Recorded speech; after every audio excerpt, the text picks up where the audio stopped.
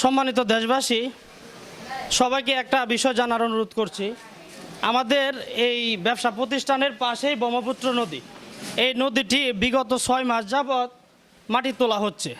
তোলা হওয়ার পরে এই আমাদের সরকার পতন হওয়ার পর থেকে মাটি কাটাটা বন্ধ হওয়ার পর থেকে আমাদের ওই যে এটা আমাদের দোকান, এই ব্যবসাটা আপনার হইলো আমি দীর্ঘদিন যাবৎ করতেছি।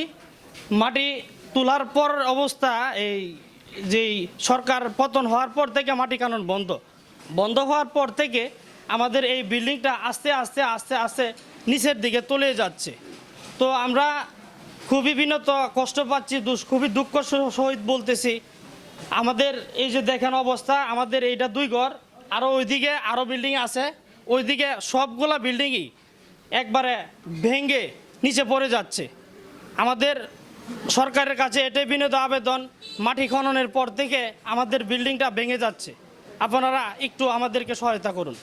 যে এই যে পরিস্থিতি, নদী আপনার হলো কাটছিল, নদী কাটার পরে আর কোনো মাটি ভরে নাই, না ভরার কারণে আমাদের ব্যবসা বাণিজ্য হলো এই পরিস্থিতি হইলো। নদী হইলো আপনার হলো আমাদের যে ব্যবসা, এই ব্যবসায় বর্তমানে নদী ভাঙন ধরছে।